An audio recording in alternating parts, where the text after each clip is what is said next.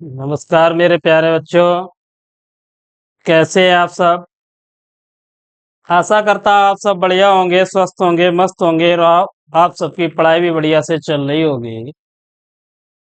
तो आज एक और नई वीडियो में हम लेके आए हैं आपकी कक्षा 10 की विज्ञान में, जिसमें ये आपका जैव प्रक्रम से संबंधित दूसरा चैप्टर है श्वसन।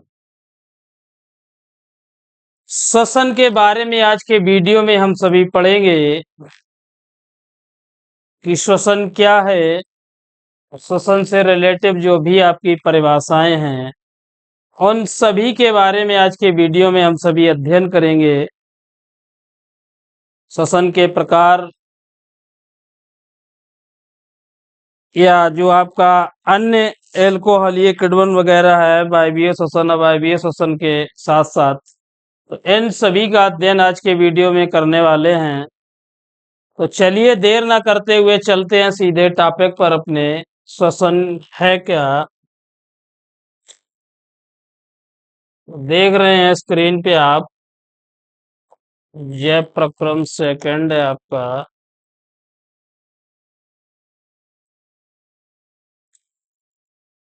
चलिए,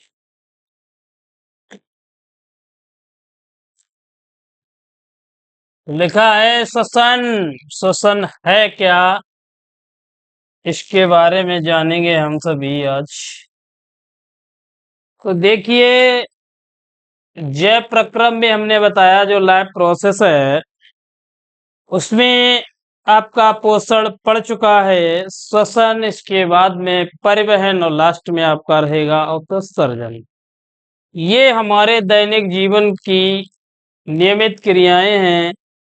इनके बिना मानव जीवन असंभव है, क्योंकि पोषण, पोषण के बाद श्वसन, श्वसन के बाद परिवहन और इसके बाद उत्सर्जन। तो श्वसन है क्या एक्चुअली में, कि वह क्रिया जिसमें कार्बनिक यौगिकों का ऑक्सीकरण होता है। वह क्रिया जिससे, ऐसे भी कह सकते हैं हम कि वह क्रिया जिससे कोशिका में कार्बनिक यौगिकों का, प्रायः कार्बनिक यौगिक हमारा ग्लूकोज हो गया। कौन सा? ग्लूकोज। तो वह क्रिया जिससे कोशिका में कार्बनिक यौगिकों का ऑक्सीकरण होता है, श्वसन कहलाती है। अब श्वसन में क्या होता है कि अगर हम वायु लेते हैं तो कार्बन डाइऑक्साइड का क्या करेंगे? उत्सर्जन करेंगे। तो ये तो हम सभी की नित्य क्रिया है कि जब वायुमंडल से हम ऑक्सीजन को ग्रहण करते हैं और निष्श्वसन में हम कार्बन डाइऑक्साइड का निष्कासन करते हैं। या दूसरे शब्दों में हम इस प्रकार कह सकते हैं कि श्वसन जीवित कोशिकाओं में होने वाली, जो भी जीवित कोशिकाएं हैं उनमें होने वाली सभी एंजाइमी अभिक्रिया, जो भी एंजाइम से अभिक्रियाएं होती हैं, उन सभी अभिक्रियाओं को हम श्वसन कह सकते हैं। क्या कह सकते हैं? श्वसन कह सकते हैं। अब इन सभी में ऑक्सीजन की उपस्थिति भी हो सकती है, अनुपस्थिति भी हो सकती है, और जिसमें कार्बनिक पदार्थों का ऑक्सीकरण होता है तथा ऊर्जा प्राप्त होती है। क्या प्राप्त होती है? ऊर्जा मुक्त होती है। तो भाई आप स्क्रीन पे देख रहे हैं श्वसन क्या है, कि वह क्रिया जिसमें कार्बनिक यौगिकों का, वह क्रिया जिसमें कार्बनिक यौगिकों का ऑक्सीकरण होता है, श्वसन कहलाती है। इस क्रिया में कार्बन डाइऑक्साइड तथा ऊर्जा उत्पन्न होती है। क्या? कार्बन डाइऑक्साइड तथा ऊर्जा उत्पन्न होती है। या यहाँ पे आप एक पॉइंट अमेंडमेंट यहाँ पर ऐड कर सकते हैं कि वह क्रिया जिससे, जिससे कोशिका में, कोशिका में कार्बनिक यौगिकों का ऑक्सीकरण होता है, श्वसन कहलाती है। इस क्रिया में कार्बन डाइऑक्साइड तथा ऊर्जा उत्पन्न होती है। अथवा देखिए, जो दूसरी हमने अभी आपको समझाई परिभाषा, लिखा है कि श्वसन जीवित कोशिकाओं में होने वाली उन सभी एंजाइमी अभिक्रियाओं को कहते हैं जिनमें ऑक्सीजन की उपस्थिति या अनुपस्थिति में कार्बनिक पदार्थों का क्या होगा? ऑक्सीकरण होता है। तथा ऊर्जा मुक्त होती है।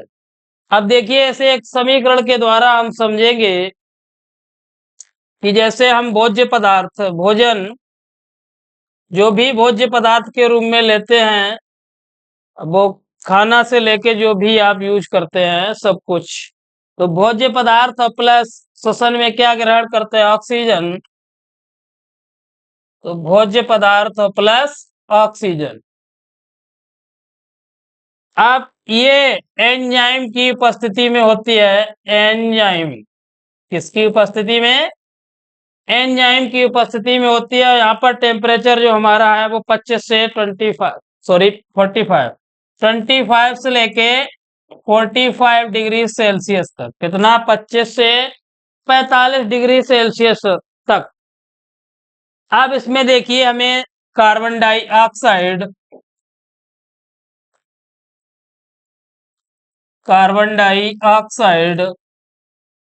और प्लस आपका जल हो गया, और साथ ही साथ क्या प्राप्त होता है? ऊर्जा। तो जो श्वसन अभिक्रिया है इसमें भोज्य पदार्थ का जब ऑक्सीडेशन मतलब भोज्य पदार्थ हम ग्रहण करते हैं और ऑक्सीजन के साथ क्रिया में एंजाइम की उपस्थिति में टेम्परेचर आपका 25 से 45 डिग्री सेल्सियस है, तो इसमें उत्पाद के रूप में कार्बन डाइऑक्साइड, जल तथा ऊर्जा प्राप्त होती है।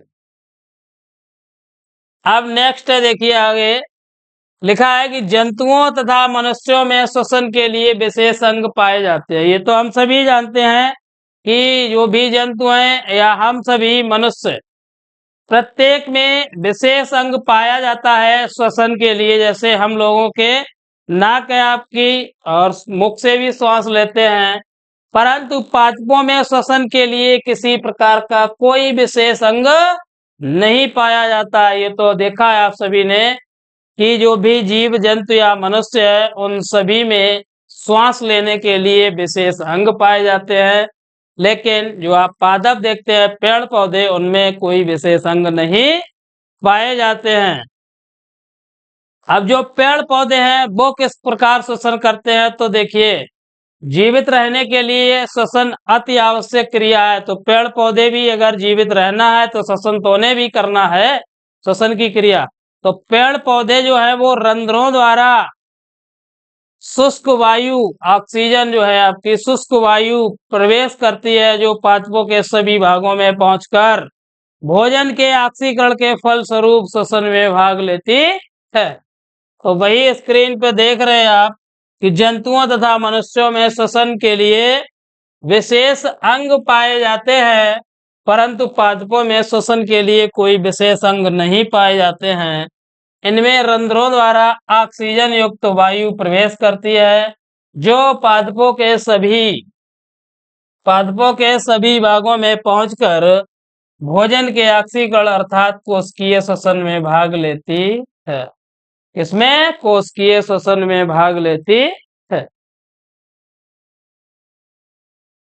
अब कोशिकीय श्वसन में देखिए ग्लूकोज के एक अणु से जब कोशिकीय श्वसन होता है तो उसमें ग्लूकोज के एक अणु से पायरुविक अम्ल, जो आपका पायरुविक अम्ल है, तो पायरुविक अम्ल के 2 अणुओं के निर्माण की प्रक्रिया को हम बोलते हैं ग्लाइकोलाइसिस। क्या बोलेंगे? ग्लाइकोलाइसिस। चलिए देखिए नेक्स्ट।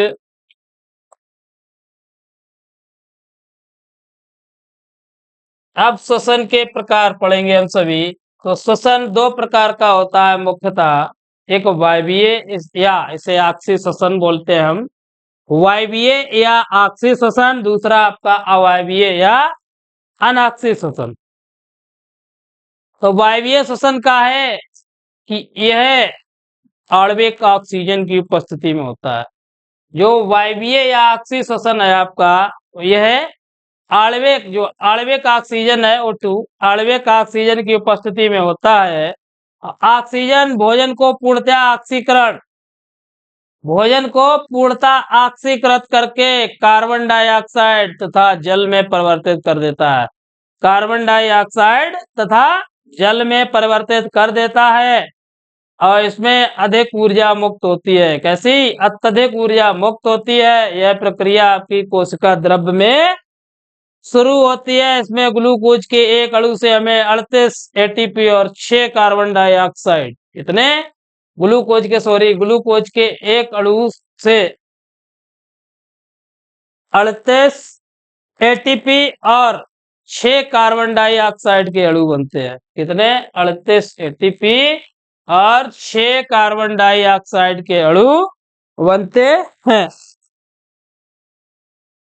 तो देखिए परिभाषा लिखा है वायवीय श्वसन या ऑक्सी श्वसन। यह आणविक ऑक्सीजन की उपस्थिति में होता है। ऑक्सीजन भोजन को पूर्णतः ऑक्सीकृत करके कार्बन डाइऑक्साइड तथा जल में परिवर्तित कर देती है।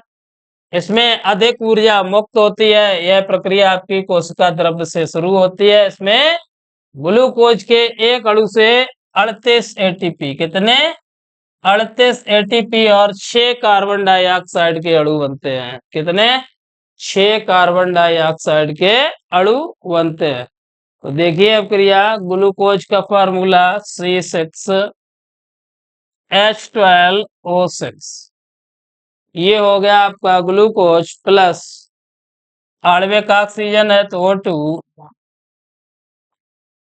आणविक ऑक्सीजन की उपस्थिति में बताइए आपको, और एंजाइम की उपस्थिति होगी, और टेम्परेचर आपका 25 से 45 डिग्री सेल्सियस, 25 से 45 डिग्री सेल्सियस टेम्परेचर रहेगा।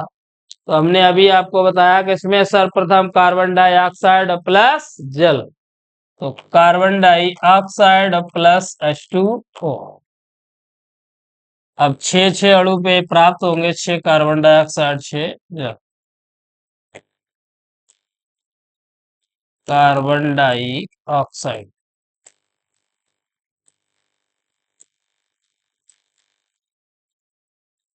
जल, ये आपका ग्लूकोज हो गया, और ये रही आपकी ऑक्सीजन।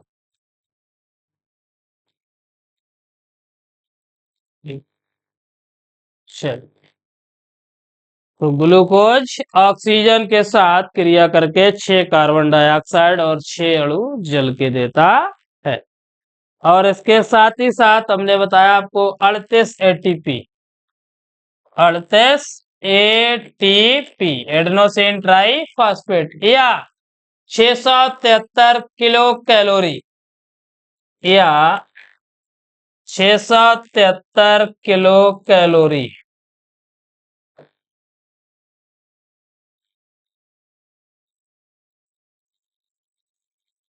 673 किलो कैलोरी ऊर्जा प्राप्त होती है। 673 किलो कैलोरी ऊर्जा प्राप्त होती है। चलिए नोट कर लीजिए जल्दी।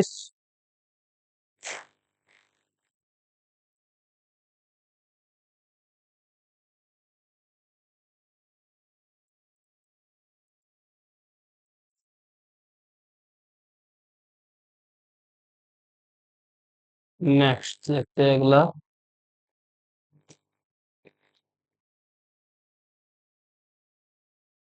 अगला टॉप देखिए, श्वसन का प्रकार जो है पहला अवायवीय या अनाक्षीय श्वसन। तो अवायवीय या अनाक्षीय, भी आपने वायवीय पढ़ा, अब ये क्या है आपका अवायवीय या अनाक्षीय श्वसन। तो अवायवीय या अनाक्षी में समझ में ही आ रहा है कि यह अवायवीय ऑक्सीजन की अनुपस्थिति में, तो ये अवायवीय आपका श्वसन है, ऑक्सीजन की अनुपस्थिति में होता है, और इस क्रिया को हम किण्वन भी कहते हैं। अब किण्वन की क्रिया के द्वारा आप सभी अपने घर में भी देखते हैं कि जो गन्ना के रस से सिरका बनाया जाता है, सिरका, सिरका जिसे कहते हैं, तो गन्ने के रस से सिरका बनाना भी आपका किण्वन है। दूध से दही बनने की प्रक्रिया भी आपकी क्या है? किण्वन। तो ये सभी क्रियाएं ऑक्सीजन की अनुपस्थिति में होती हैं, तो इस प्रकार के श्वसन को हम बोलते हैं अवायवीय या अनाक्षीय श्वसन। तो वही आप स्क्रीन पे देख रहे हैं, लिखा है कि यह ऑक्सीजन की अनुपस्थिति में होती है, और इस क्रिया को हम किण्वन भी कहते हैं। इस प्रकार के श्वसन में भोज्य पदार्थ केवल आंशिक रूप से, बहुत ही कम आंशिक रूप से ऑक्सीकृत होते हैं, तथा इसमें भोज्य पदार्थ का 6% भाग ही हमें ऊर्जा के रूप में प्राप्त होता है। जो 6% भाग ऊर्जा के रूप में प्राप्त होता है, शेष 94% खत्म। तो देखिए इसे हम क्रिया विधि से समझते हैं। C6H12O6 glucose plus oxygen, oxygen के 6 अणु। कितने? ऑक्सीजन के कितने अणु हैं? 6। तो इसमें आपको सर्वप्रथम जो प्रोडक्ट मिलेगा वो एल्कोहल प्राप्त होगा, कार्बन डाइऑक्साइड प्राप्त होगी। तो C2H5OH plus carbon dioxide plus 27 kilo calorie ऊर्जा, 27 किलो कैलोरी ऊर्जा। ठीक है, कितनी? 27 किलो कैलोरी ऊर्जा प्राप्त होगी। तो अब क्रिया को संतुलित भी कर लीजिए, इधर 2 का गुणा कर दीजिए, इधर। अब ये आपका एल्कोहल है C2H5OH, और ये आपका कार्बन डाइऑक्साइड।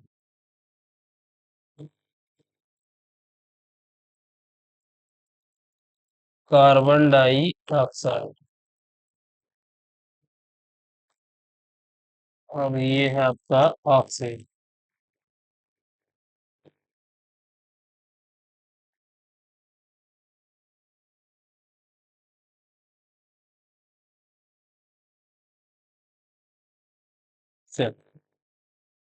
तो ये है आपका अनॉक्सिशन की ग्लूकोज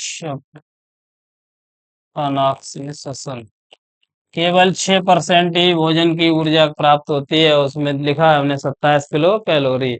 और वही आपकी ऑक्सीजन में हमें कितनी मिल रही थी? 673 किलो कैलोरी।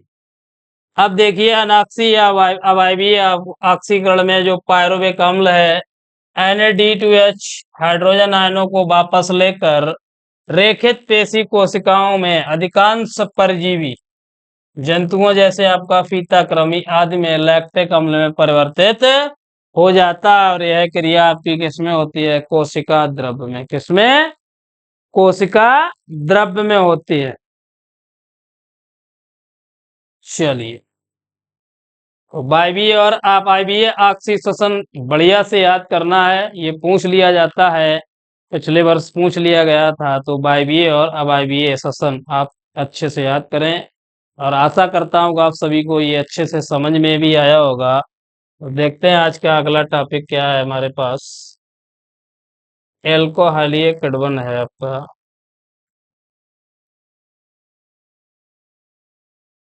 एल्कोहलीय किण्वन। एल्कोहलीय किण्वन में क्या है कि इष्ट एवं कुछ जीवाणुओं में पायरुवेक अम्ल से इथाइल एल्कोहल, आपका जो पायरुवेक अम्ल है उससे इथाइल एल्कोहल व कार्बन डाइऑक्साइड का निर्माण देखिए 2 चरणों में होता है। देखिए इसमें 2 चरण क्या हैं आपके। तो सर्वप्रथम हम पायरुवेक अम्ल का डिहाइड्रोजनेज करेंगे, तो आपका CH3COCOOH। ठीक है, पायरुवेक अम्ल डिहाइड्रोजनेशन करेंगे तो ये एस्टल्डिहाइड और कार्बन डाइऑक्साइड में परिवर्तित होगा। तो ये बन जाएगा आपका CH3CHO प्लस कार्बन डाइऑक्साइड। ये है एसिटल्डिहाइड, एसिटल्डिहाइड। अब देखिए दूसरे चरण में हमें एस्टल्डिहाइड और Na2H CH3CHO प्लस NAD और 2H NAD2H। तो इसमें हमें ethyl alcohol plus NAD plus धनात्मक आयन मिलेगा। तो C2H5OH प्लस जो NAD है वो आपका प्लस में हो जाएगा, NAD धनात्मक बन जाएगा प्लस।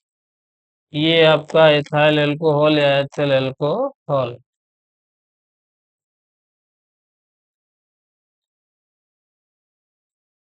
Ethyl alcohol. चलिए कर लीजिए जल्दी से नोट्स। इसके बाद में आपका लैक्टिक अम्ल में किण्वन।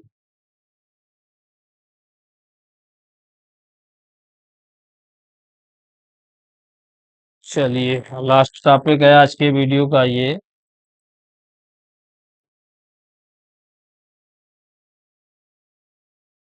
लैक्टिक अम्ल किण्वन। तो लैक्टिक अम्ल दूध में कौन सी शर्करा पाई जाती है? सभी को पता है कि लैक्टोज। कौन सी? लैक्टोज। जो दूध है, दूध में उपस्थित शर्करा का नाम ध्यान रखना है आपका, कौन सा है? लैक्टोज शर्करा। तो दूध में उपस्थित जो आपकी लैक्टोज शर्करा है वो कुछ जीवाणुओं जैसे लैक्टिक एसिडी, लैक्टो एसिडी तथा लैक्टसी द्वारा लैक्टिक अम्ल में बदल दिया जाता है।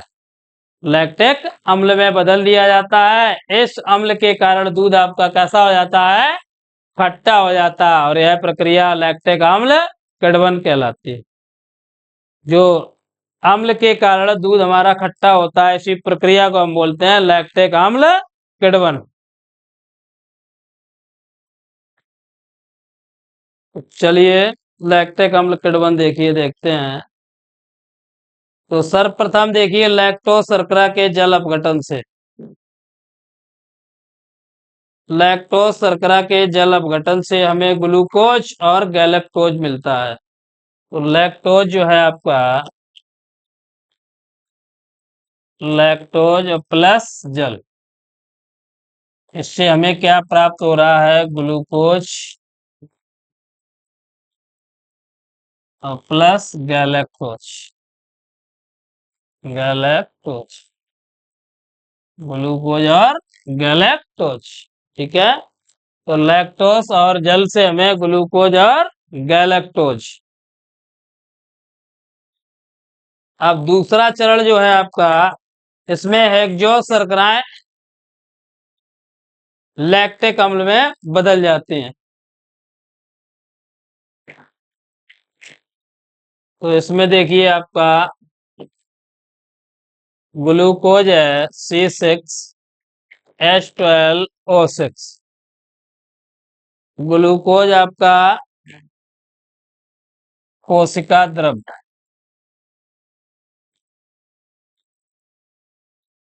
कोशिका द्रव्य।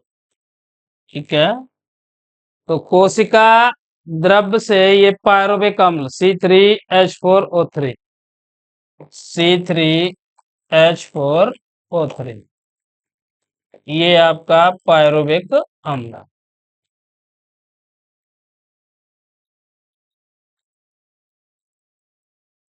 पायरुविक अम्ल जिसमें ऑक्सीजन के अभाव में, देखिए गर्मी बहुत है, ऑक्सीजन के अभाव में बन जाएगा lactic acid. Lactic acid.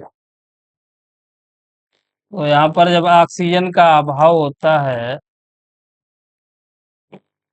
Oxygen का अभाव पेशी स्तर पर, जो मांसपेशियों में जब लगातार हम कोई काम करते हैं तो हमें थकावट महसूस होती है, तो यहाँ पर बनेगा आपका लैक्टिक एसिड C3H6O3। ये है आपका लैक्टिक अम्ल। लैक्टिक अम्ल कि जब हम लगातार काम करते हैं, लगातार परिश्रम करते हैं, तो हमारे देखिए हमें थकावट का अनुभव होता है। तो क्या हो जाता है कि यही क्रिया होती है कि लैक्टोज प्लस जल ग्लूकोज और गैलेक्टोज में चेंज होने के बाद ग्लूकोज जो है आपका वो कोशिका द्रव्य है, पहले पायरुविक अम्ल बनाएगा, फिर ऑक्सीजन की अभाव होगा जब, तब बन जाएगा लैक्टिक अम्ल, और हमें कैसा होता है? थकावट सी फील होती है, महसूस होती है। अब थकावट फील होने के जब हम बैठ जाते हैं आराम से, और उसमें क्या करते हैं कि जल पानी को ग्रहण करते हैं, तो यही क्या होता है कि यह धीरे धीरे चेंज होता है ग्लूकोज में, और ग्लूकोज जैसे ही ग्लूकोज में परिवर्तित होगा, अब वो प्रक्रिया आपको आगे बताएंगे कि ग्लाइकोजन से ग्लूकोज में परिवर्तित होने के पश्चात हमें एक नई ऊर्जा का अनुभव होता है। इससे हम पुनः काम या परिश्रम करने लग जाते हैं।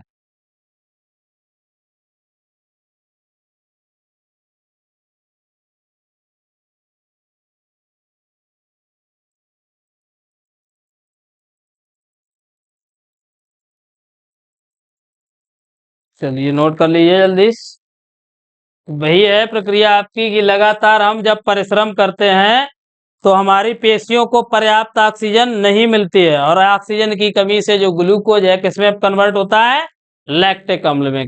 लैक्टिक अम्ल में कन्वर्ट होता है, जिससे पेशियों में लैक्टिक अम्ल जमा हो जाता है, और जो लैक्टिक अम्ल की उपस्थिति के कारण हमारी जो पेशियां है उसकी संकुचन क्षमता क्षीण हो जाती है, बहुत कम हो जाती है। और जब संकुचन क्षमता क्षीण हो जाती है तो इससे हमें क्या, थकावट, या ऐसे हम बोलते हैं पेशी खिंचाव। तो पेशी खिंचाव का अनुभव होता है, और पेशी खिंचाव आपका क्रैम्प के कारण होता है। किसके कारण, क्रैम्प के कारण होता है। इसके पश्चात आप जो लैक्टिक अम्ल है, लैक्टिक अम्ल रक्त द्वारा कहाँ ट्रांसफर करेगा, रक्त यकृत को देगा, और यकृत क्या करेगा